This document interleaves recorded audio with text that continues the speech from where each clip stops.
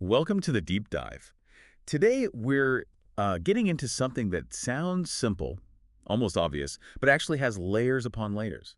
Accepting oneself. Right. It sounds like baseline stuff, doesn't it? But when you look closely, especially through the lens of, say, Swami Vidyagurukulam's talks on the Bhagavad Gita, it gets complex. Exactly. We're drawing on his insights today, mostly from transcripts of his talks you can find online. And our mission really is to explore why it's sometimes so hard. And what this ancient wisdom, the Gita, actually offers us today, because it feels like maybe we don't always accept ourselves, even when we think we do. That's the question, isn't it? Is it Yeah. really possible that we, well, reject parts of ourselves? How does that even work? Well, Swami Vivekananda starts right there. He says, yeah, non-acceptance is absolutely a real thing for many people. It stems from our self-consciousness. Our awareness of ourselves. Exactly. Humans are unique in that sense, right? Consciousness is arguably most manifest in us. But this very ability to look at ourselves, it's a double-edged sword. It allows for judgment, for doubt. Okay, hang on. How does that self-awareness become a barrier?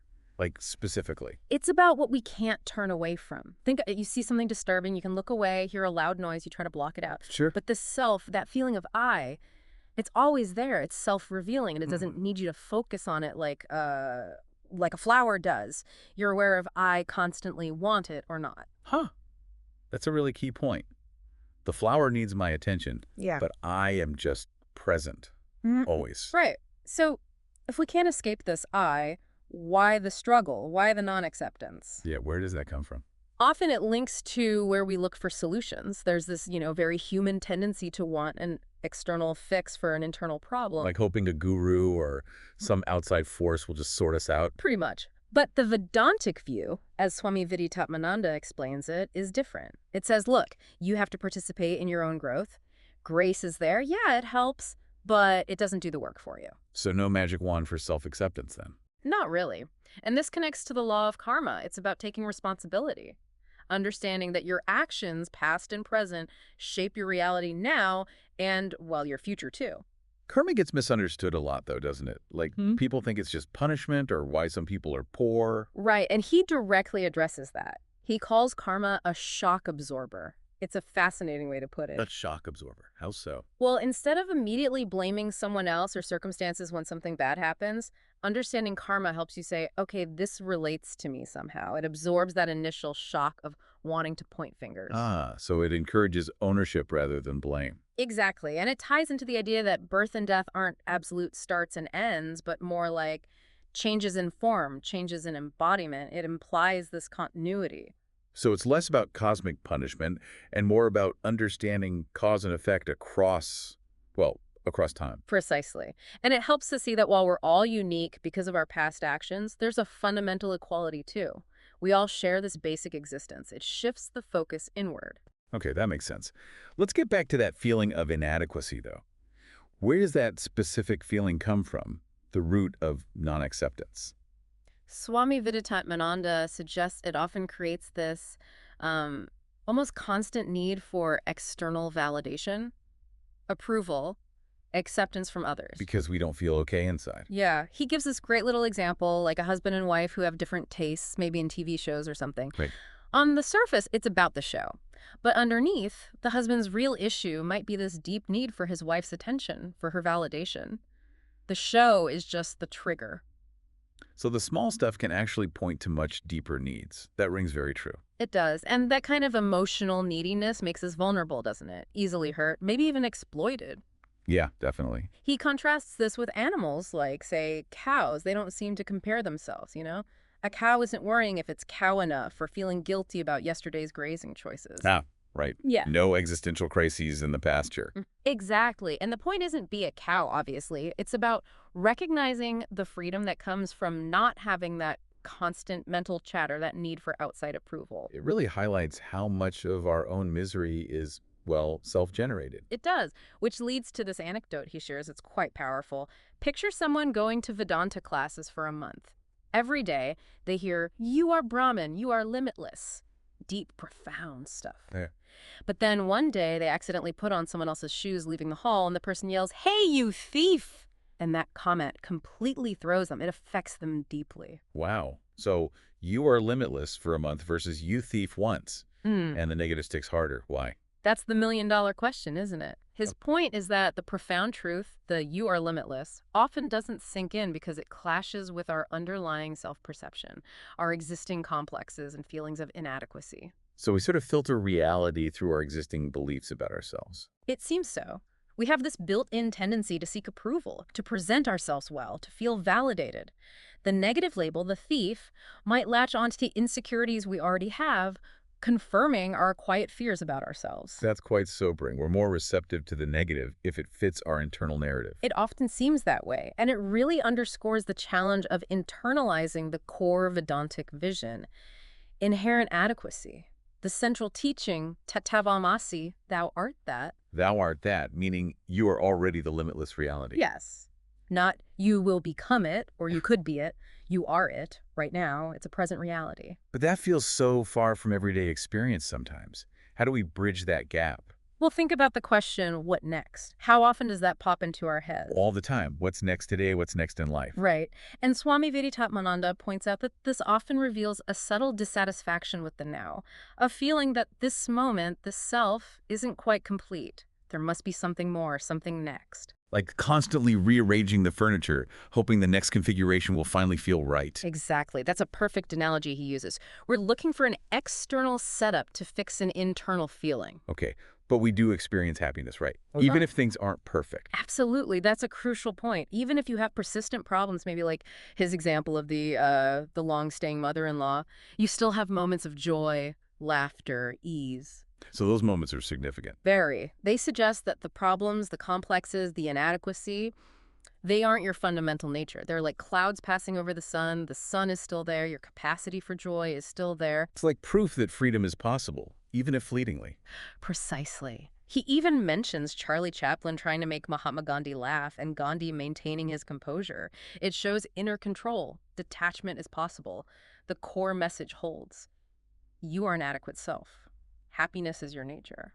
So how do we connect more consistently with that adequate self? What obscures it? Think about all the different roles we play. Parent, child, employee, friend. We shift between them all day long. Yeah, usually without much conscious thought. And the fact that we can shift suggests there's something constant underneath, right? Something that is the parent is the employee. He uses the example of getting angry in one role, say, at work. And then carrying that anger into the car or home, the spillover effect. Exactly. That spillover shows we can get overly identified with a role or an emotion, but the ability to change roles points to this underlying, unchanging I am. The awareness that's just there. Yes, it's self-revealing. It doesn't need proof. Yeah. Existence, sat, and consciousness, chit, are inseparable, and Vedanta adds Ananda bliss to that. Sat Chit Ananda, that's the nature of the true self. Existence, consciousness, bliss, boundless. Okay, Satchidananda. But we experience ourselves as limited, separate. That's the illusion. He uses the gold analogy. You have a bangle, an earring, a necklace. Different forms, different functions, right? But they are all fundamentally gold.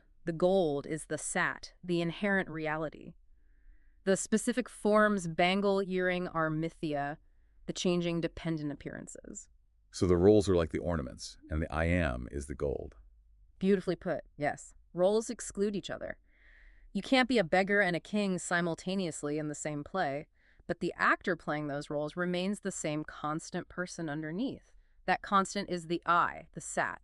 So living this is like being the actor who knows they're an actor, even while playing the part. Precisely. He gives the example of an actor playing a beggar. If the actor remembers who they really are, perhaps wealthy and comfortable off stage, they can play the beggar role convincingly, maybe even enjoy it, without being truly affected by the character's poverty or suffering. Because their core identity is untouched. Exactly. But what happens if the actor forgets?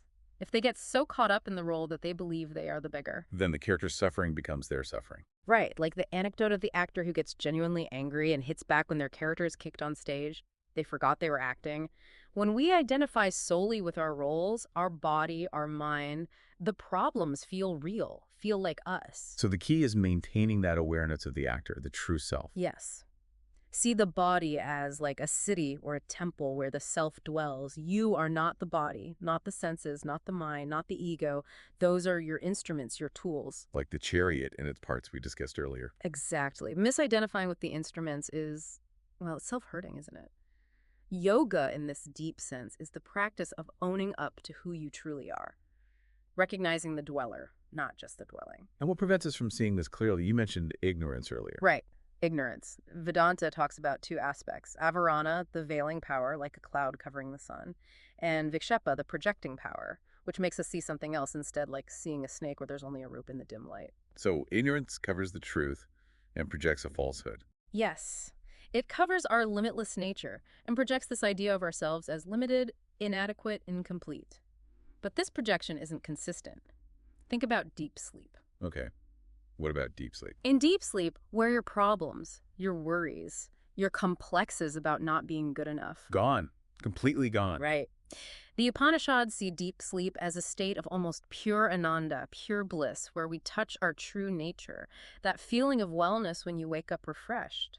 That's considered a residue of that contact. Oh, never thought of it that way.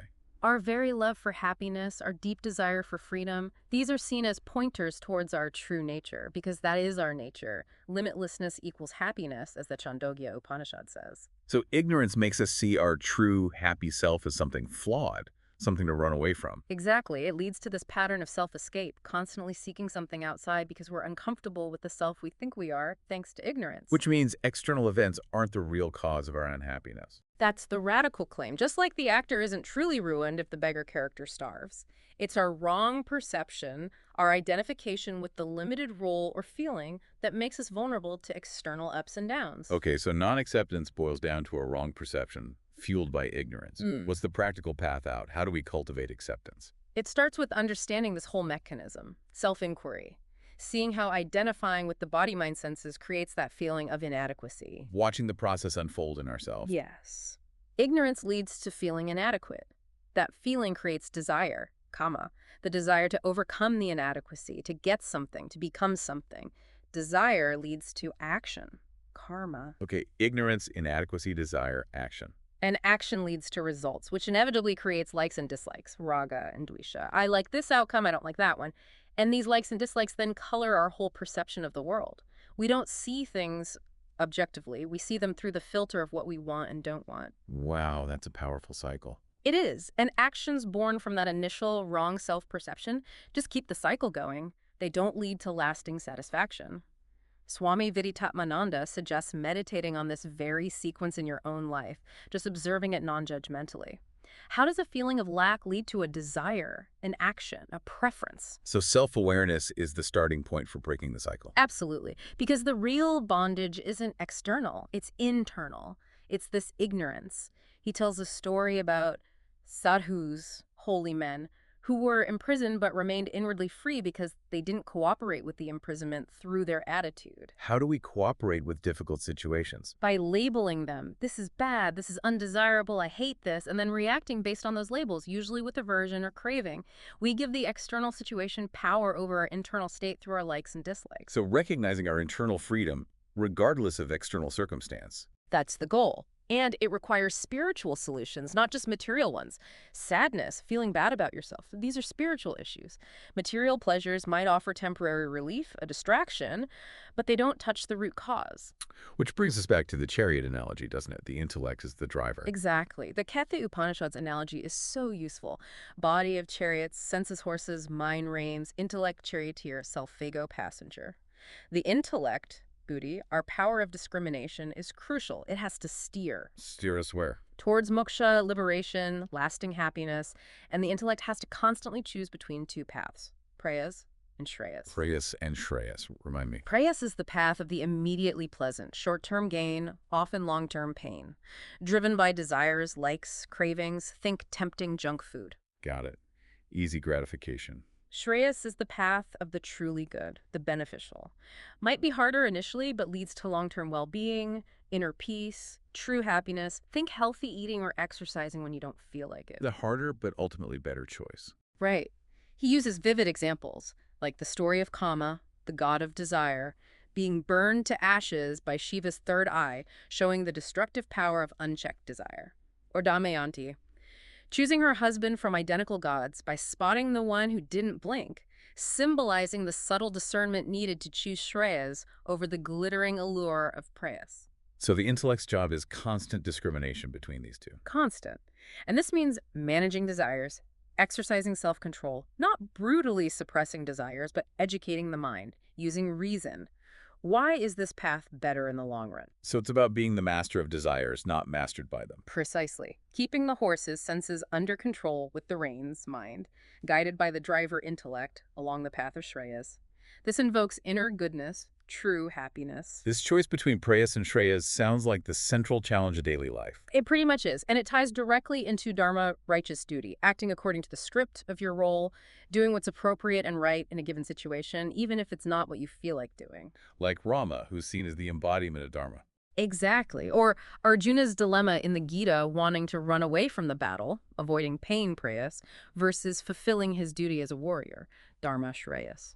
And this relates to self-worth, too. Yes, if your worth is tied only to external activity, like a job, retirement can feel empty. Dharma emphasizes the value of responsible, righteous action itself, regardless of the role. Doing what's right requires strength, though, especially when it goes against our likes and dislikes. Huge strength and courage. It means letting go of those preferences which are tied to the ego, prioritizing relationships, responsibilities, the greater good over I want or I don't want. Those likes and dislikes are seen as inner enemies distracting us from the self. So choosing dharma, choosing shreyas, actually build inner strength. Yes, because it requires discipline, integration. The chariot needs all parts working together, body, senses, mind, intellect aligned towards the good. Commitment to dharma develops the ability to endure, to persevere for a higher purpose. And part of that higher purpose is helping others. Paropakara. That's a key element of dharma, yes. The spirit of contributing, of helping others. Actions that benefit others bring merit. Actions that harm bring demerit. Even small things done with that spirit count. So duty isn't just about obligation, but about contribution. Ideally, yes. Prioritizing others' needs, like the husband and wife trying to make each other happy as part of their duty to the relationship, though, again, with limits not allowing exploitation. All right, it has to be balanced. But the principle is one of self-offering contribution. The universe works on giving, not just taking. Righteous action means being a giver, not just a grabber. So this entire journey, understanding ignorance, choosing shreyas, following dharma, practicing paropakara, this all leads towards self-acceptance. That's the idea. Being a good person, acting righteously, should lead to humility, not pride. Life becomes a journey of transforming the mind towards sattva, purity, balance, clarity. And self-acceptance grows naturally out of that. Yes, because as you accept your duties and strive to contribute, you start accepting others more too. You find happiness in making others happy. That's the mark of a truly spiritual person, Swami Vidyatmananda suggests, embodying that attitude of parapakara, replacing the urge to grab with the desire to give. So ultimately, the path to accepting yourself involves looking beyond yourself. In a way, yes. By choosing the good, shreyas, fulfilling your duties, dharma, and cultivating a spirit of contribution, paropakara, you purify the mind, weaken the ego tied to likes and dislikes, and naturally come closer to recognizing and accepting your true, inherently adequate self. It leads to a life of peace and genuine happiness. That's a profound shift in perspective, not just trying to fix flaws, but aligning with a larger sense of purpose and recognizing the limitless self that was always there. Exactly. It's not about becoming something you're not, but uncovering the Satchidananda you already are beneath the clouds of ignorance and misidentification. So the path forward involves that self-inquiry, managing desires, using discrimination, fulfilling duties, and contributing selflessly. That's the essence of it, a holistic path to inner freedom and acceptance. Lots to mull over there. Definitely. So, maybe a final thought for you listening. Just notice one area today where you might be looking outside for validation, where you feel not enough. And ask yourself. Yeah, ask how seeing yourself as inherently adequate as Satchidananda, even just as an idea to explore, might change how you approach that situation. Could it shift anything? A powerful practice to try. Thank you so much. This has been incredibly insightful. For anyone wanting to go deeper, definitely check out Swami Vidyatmananda's talks and the Bhagavad Gita itself. Absolutely. The wisdom is timeless. Thanks for joining us on the Deep Dive.